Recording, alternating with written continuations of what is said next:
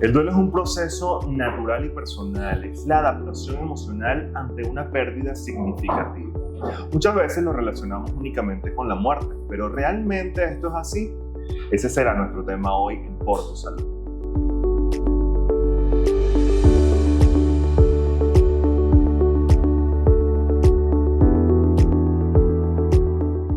Por Tu Salud llegó a ustedes gracias a Agua Los Alpes. Hidrátate con entusiasmo. Amigos de Public Magazine, bienvenidos a otra edición de Por Tu Salud. Soy José Francisco Carvajal y desde ya pongo a su disposición nuestras redes sociales, @Public Magazine, @Publinsight, mis redes personales, @CarvajalJosé_.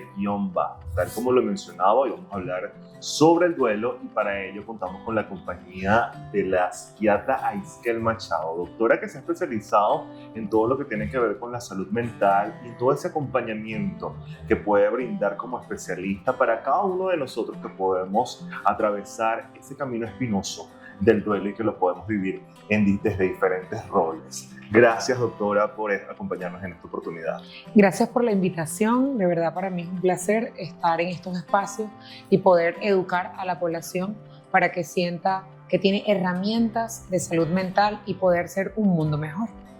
¿Cómo usted, doctora, define el duelo? Lo pregunto porque, bueno, a lo mejor muchas personas estarán haciendo la comparación con la tristeza, con la melancolía, pero ¿cómo se describe a nivel, digamos, de especialista el duelo?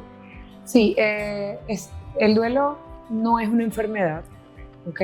El duelo es un proceso natural de la vida y es un sentimiento, ¿ok? De tristeza y de dolor profundo por la pérdida de un ser querido, que trae como consecuencia como varias etapas donde te confrontas con esa pérdida, ruptura del vínculo que te hace llevar un camino difícil, pero es parte del proceso de la vida. Es un dolor. No solamente hablamos de duelo cuando nos referimos a haber perdido un ser querido por muerte, también una ruptura amorosa, también irnos de un país, emigrar. Todo eso implican pequeños duelos. Pueden ser unos más grandes que otros. Y esa es la pregunta que vengo a hacer, y es la siguiente. ¿Existen diferentes tipos de duelo? Cada uno de ellos pudiese acompañarnos según sus características, dependiendo de la causa de ese duelo, porque tal como nosotros lo mencionábamos al principio, bueno, muchas personas solemos asociar el duelo con la partida física de un ser muy querido. Sin embargo, existen realidades que nos hacen vivir ese proceso que es doloroso y que muchas veces, por ser desconocido, porque yo pienso que no todos los duelos se viven igual, usted ya nos dará esa respuesta, pueden ser un poco difíciles, ¿no?, de enfrentar, de encarar y de sobrellevar. Sí, la doctora Elizabeth Kübler-Ross definió, y todavía es válido, a pesar que hace muchos años de esta teoría, de que los duelos tienen 5 etapas, ¿ok? Y en esas 5 etapas hablamos entonces de, primero, la negación. Esto no me puede estar pasando a mí. No, eso es mentira, yo quiero ir a ver, ¿dónde está mi esposo? ¿Dónde está mi hijo? ¿Dónde está mi mamá? Y allí, en ese momento, estos rituales culturales te ayudan a encontrarte con esa realidad. Es decir, el velorio, en Venezuela, las 9 noches donde rezamos, y entonces esta familia viene, se encuentra y ya no está la persona que amamos. Todo ese proceso te sirve para enfrentar esa negación. Okay. Después de la negación viene un momento de ira. O sea, esa segunda etapa es una rabia. ¿Quién es el culpable de la muerte? Fueron los amigos, porque es que estaban manejando y no estaba manejando ella. El culpable fue el otro chofer. O sea, yo busco con rabia y dolor, yo busco buscar quién causó ese dolor, para tener ocupación en algo y distraerme de lo verdaderamente importante, que es: ya no voy a estar nunca más con esa persona. Luego de la ira, entonces viene una etapa de negociación, donde tú empiezas a decir como que, Dios, ¿y si en verdad me voy yo y lo devuelves a él? O sea, yo soy el que quiero morir, yo no tendría que ser yo porque mi hijo, si él no había vivido, soy yo. Empiezas a negociar, como no negociar de que, bueno, se murió y yo voy a negociar que voy a seguir yo haciendo mi vida. No, la negociación es casi que con Dios sobre también quiero morir yo, me hubiera llevado a mí, ese tipo de frases. Ahí, entonces, bueno, ya han pasado varios días y te vas dando cuenta que no volvió, que no está. Viene el entierro.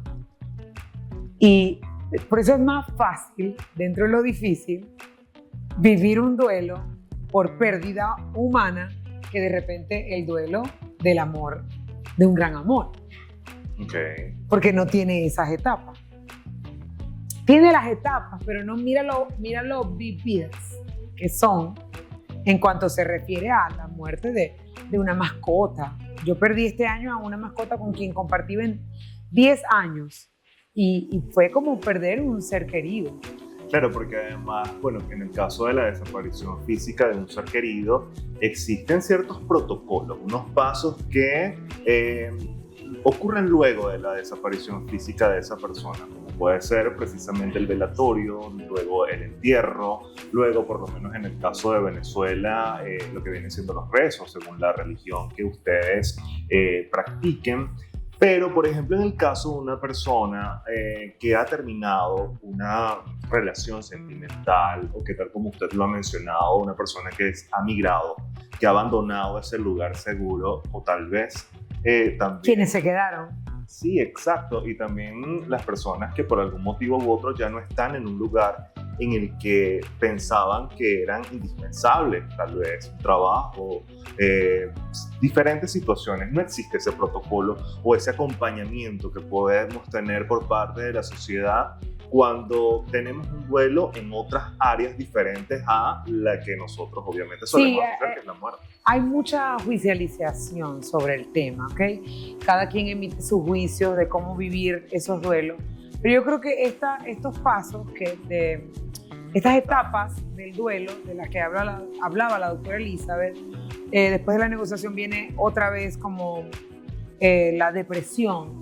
Entonces hay gente que dice, pero yo lo había superado, ¿por qué otra vez? ¿Por qué me vuelve a doler? Yo pensaba que yo estaba bien. Y finalmente viene la aceptación. Entonces estos 5 pasos, primero no son lineales. Okay. No viene un paso tras otro. Hay personas que pueden tener aceptación y después tienen ira. ¿Cómo se manifiesta el duelo, doctora, a nivel, digamos, físico, también emocional y social? Sí, acuérdate que como dijimos, el duelo no es una enfermedad, entonces no hay unas manifestaciones culturalmente. Hay formas de expresar el duelo y formas de despedir al ser amado, ¿ok? Pero desde la psiquiatría sí existe lo que llamamos duelo complicado o duelo patológico, ¿ok? Donde entonces vemos a la persona que calculamos nosotros, aunque como digo es muy personal, que luego del primer año de esa pérdida, la persona pueda volver a restablecer sus rutinas, las nuevas rutinas, porque mis rutinas, si eran con esta persona, luego quedo como que, ¿y ahora con quién? Ya no te tengo que cocinar, suponte si es una mamá, un hijo, o unos esposos, ya como sola, ya no como con mi esposo, y puede ser por ruptura amorosa, pero igual es necesario acostumbrarme, porque lo que más pega es es la relación, cómo se acaba la relación, que ya no está la persona en tus rutinas, ya no te tengo que llamar, ya no te tengo que esperar, ya no cuento contigo, ya no me adelantas el trabajo en casa. Ya no está. Entonces yo, de hecho, lo comparo, y lo he dicho muchas veces, que el duelo es como cuando pierdes un miembro de tu cuerpo, cuando te amputan, cuando eres amputado de un brazo, de una pierna, y tú tienes que acostumbrarte a tu nueva vida sin ese miembro. Así es el duelo. Entonces, si ciertamente no hay una definición, lo que sí podemos es compararlo con el duelo complicado o duelo patológico, y entonces allí vemos a una persona, bueno, que quiere intentar acabar con su vida, ¿ok? Porque quiere irse con la persona que perdió. Ya no quiere sentir más dolor. Ya no quiere sentir más dolor. Pero también esa persona empieza a descuidar sus hábitos higiénicos, entonces no quiere también sus hábitos alimenticios, no quiere comer, no puede dormir, no le importa, se aísla, se parece a una depresión, pero está relacionado con el duelo de la pérdida del ser querido. Ok, o sea que no es depresión. El duelo patológico es como una depresión. El duelo natural es parte de una despedida. Exacto. Proceso que... Un proceso natural de la vida. del que no podemos escapar. Ajá. Y hay muchas formas de expresar el dolor. Fíjate, anteriormente los duelos eran la muerte, la despedida del ser querido por muerte se daba en la casa. Y a la persona la colocaban en su cuarto, como si estuviera dormida. Como Blancanieves. Una cama. En una cama, en su cama, como si estuviera dormida.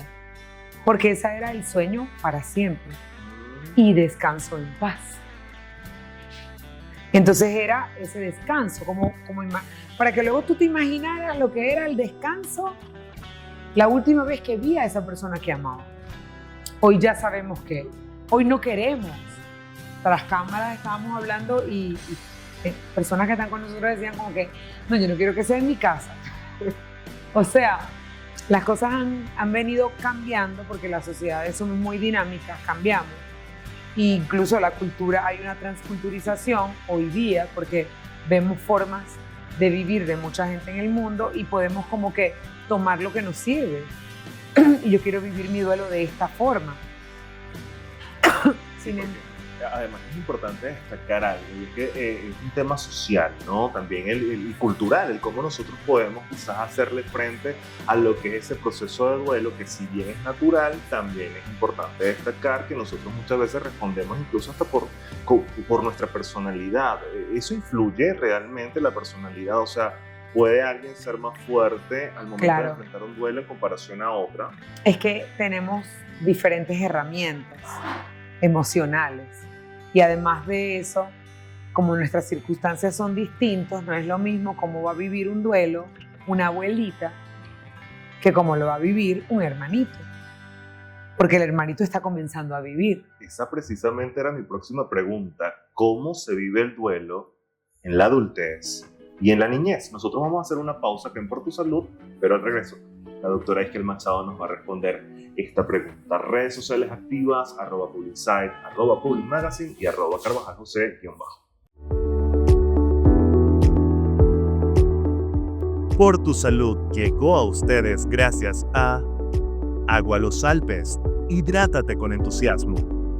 Estamos de vuelta con más de Por Tu Salud, hablando en esta oportunidad sobre el duelo, un tema que puede ser quizás desconocido, del cual hay mucho que aprender, y para eso estamos con la doctora Iskel Machado. Ella es médico psiquiatra. Doctora, yo he dejado una pregunta al aire, ¿no? Las diferencias, ¿no? ¿Cómo se vive el duelo desde la niñez en comparación con el duelo o la forma en cómo este es enfrentado por un adulto? Sí, los niños viven en el aquí y en el ahora. Los niños viven el presente todo el tiempo. Y además también son, como hemos escuchado muchas veces, unas esponjitas y absorben todo lo que está alrededor de ellos. Entonces, si bien están en el presente, ellos con mucha facilidad, pueden como cerrar puertas y abrir otras. Ay, qué tristeza que murió mi abuelo, que no lo voy a volver a ver, pero mi amiguita de al lado llegó y me está invitando a jugar con ella. Ellos tienen la habilidad de conectarse y desconectarse con mucha rapidez porque viven el presente. También depende de la edad exacta de ese niño y esa niña. A ver, yo te puedo hablar como que hasta los 12 años pudieran enfrentarlo con más ligereza. Y no dimensionar lo que significa no te voy a volver a ver con la pérdida de un ser querido. Los bebés, que además ven muñequitos que se caen del edificio y se levantan, que también pueden creer como, bueno, se murió, pero dentro de un rato se despierta. Así que solo el tiempo le mostrará que se fue, pero el dolor puede estar guardado porque él en verdad vive el presente. Y él va a vivir el dolor lo va a vivir a través de las personas con quien vive. Entonces depende de cómo lo enfrenten. Yo no digo que oculten el dolor. Yo más bien soy de las psiquiatras que aboga porque el dolor sea compartido. Porque podamos decirle a nuestros hijos, por pequeños que sean, lo triste que nos sentimos de esa persona que ya no va a estar más nunca con nosotros, pero entender sin juzgar que ellos pueden estar con nosotros y luego irse a atender a una amiga, al colegio, a cómo viven el presente. Entiendo. Mencionábamos nosotros, doctora, que hay personas que pueden ser un poco más fuertes al enfrentar un duelo. ¿Qué factores pueden incidir en que una persona sea más fuerte o más susceptible al momento de enfrentarse a este proceso que, como lo hemos venido mencionando, es natural y del que muy pocas personas pueden escapar? Sí, todos vamos a pasar por allí. Realmente no vamos a escapar del duelo. Yo creo que solo los sociópatas, los psicópatas que no sienten emociones por nadie, más que por ellos mismos. Pero hablando de cómo lo enfrenta un niño y cómo lo enfrenta un adulto, o sea, las herramientas, las diferentes herramientas que podemos tener, y lo decíamos tras cámara, de repente yo puedo estar sumergida en el dolor, pero impera mis responsabilidades.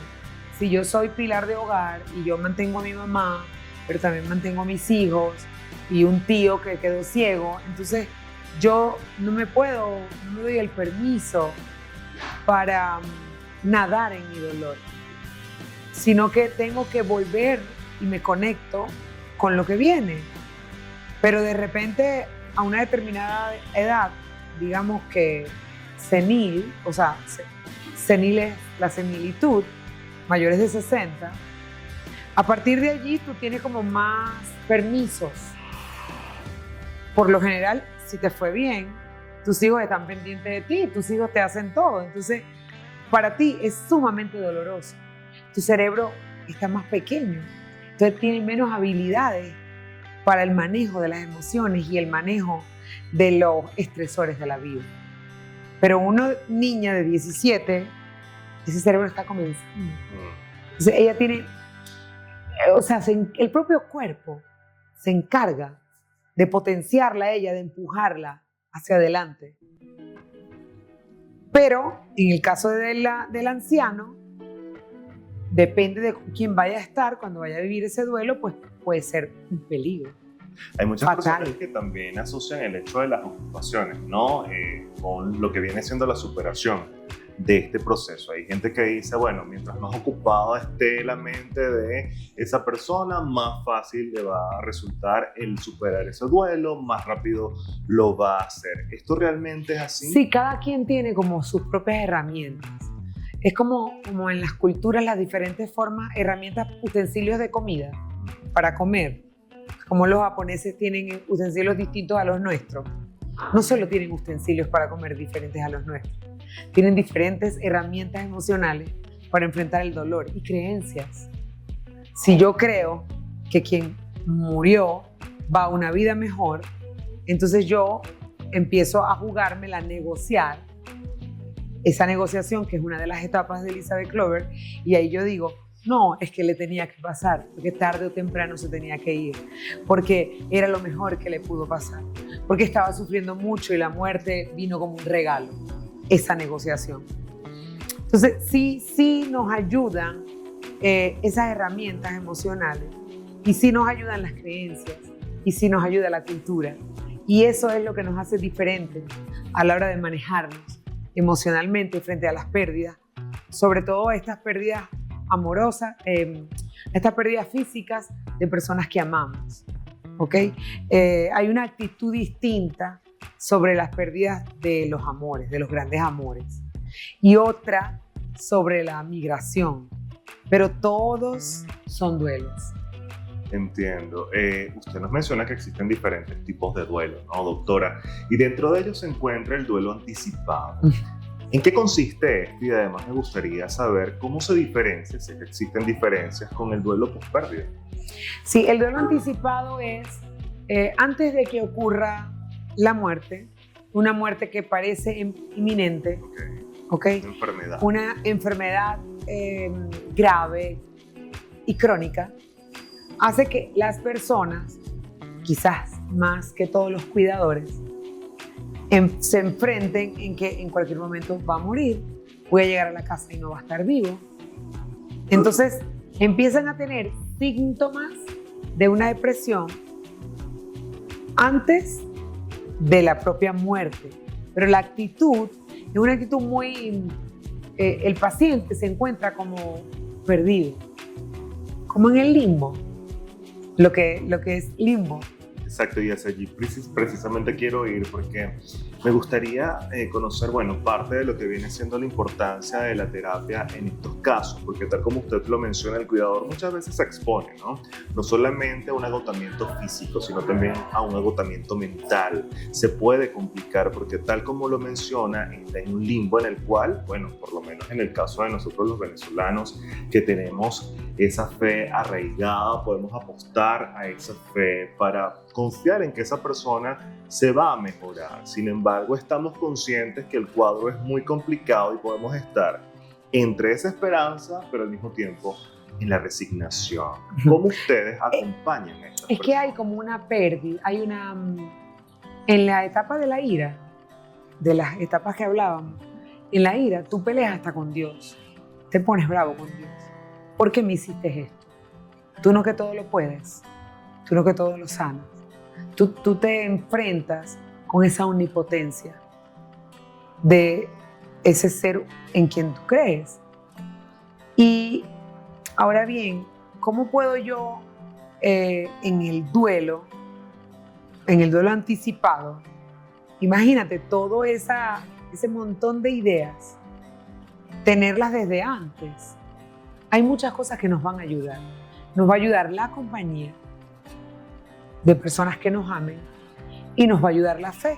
Como tú mismo dices, la fe es un ancla. Nosotros decimos que lo primero que queremos saber es: ¿practicas alguna religión? ¿Tienes fe en alguien? Porque tampoco podemos hacerlo juzgando, porque es un momento donde ya la persona no necesita más juicios, o por lo menos necesita un stop de aquellas personas que te juicializan. Pero sí tengo que conocerte para poderte ayudar con tus propias herramientas a sostenerte, con tus propias creencias, con tu propia historia de vida. ¿Qué más te falta por vivir? O sea, que no es un proceso sirve un proceso en el cual ustedes como complejo. especialistas también tienen la tarea de conocer ese caso en particular para, de acuerdo a sus creencias, a su forma de ver la vida, mostrarle cuál es el... Seguir la línea. Ajá. Exacto. Pero tomando desde eso, es como que si entras en un régimen alimenticio, y yo te diga, vas a comer esto, y de ahí tú no comes nada. No te gusta el queso, no te gustan las caraotas, no te gusta. Yo tengo que decir, ¿cómo te alimentas? Y de lo que tú me cuentas que te alimentas, yo voy a reorganizar eso. Bueno, cuando trabajamos con las personas, trabajamos con las herramientas emocionales. Muchas veces no son las correctas, pero son con las que aprendieron a vivir 20 años, 30 años, 40 años. Entonces tenemos que ayudar a moldear. Eso se llama aprender y desaprender. No es sencillo, pero en terapia se puede. Iba a decir todo se puede, pero bueno, no todo se puede. Pero digamos que sí los ayudamos mucho a que se puedan manejar de una forma más, fíjate, duelo complicado. Entonces yo te diría de una forma no complicada. Un duelo natural. A protegerte de que no te vayas al duelo complicado. Entiendo. ¿Qué tipo de herramientas usted pudiese facilitarnos para, bueno, reforzar quizás esa personalidad, esa actitud que nosotros pudiésemos tener ante los diferentes tipos de duelo y ante las diferentes causas, porque eso es importante también destacarlo. Sí, a manera generalizando, lo primero que puedo decir es que no se queden solos. No se queden solos. Permitan estar acompañados de las personas que nos aman. Y a las personas que nos aman, les digo, no tienen que decir la palabra correcta. No tienen que hablar, no tienen, sobre todo hay frases sádicas como Dios sabe lo que hace en el momento que pierdes un ser querido, tenía un plan para él.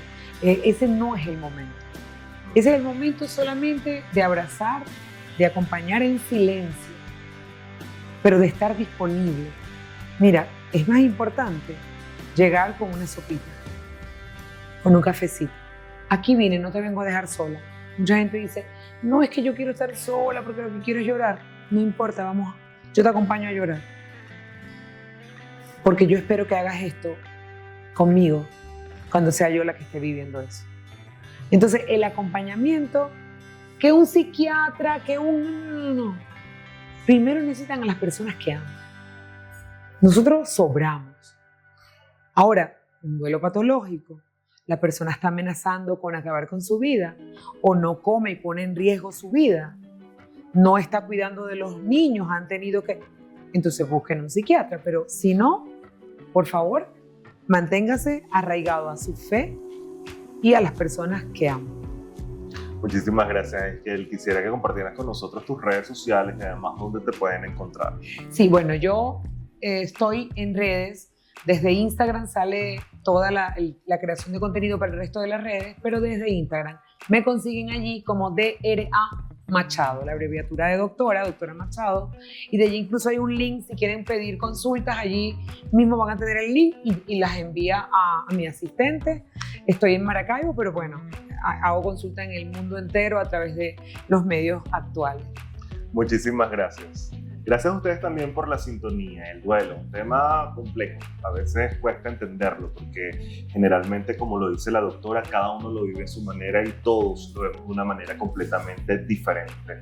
De esta manera hemos llegado al final recordándoles las redes sociales @PublinSite, @PublinMagazine. Será hasta una próxima oportunidad.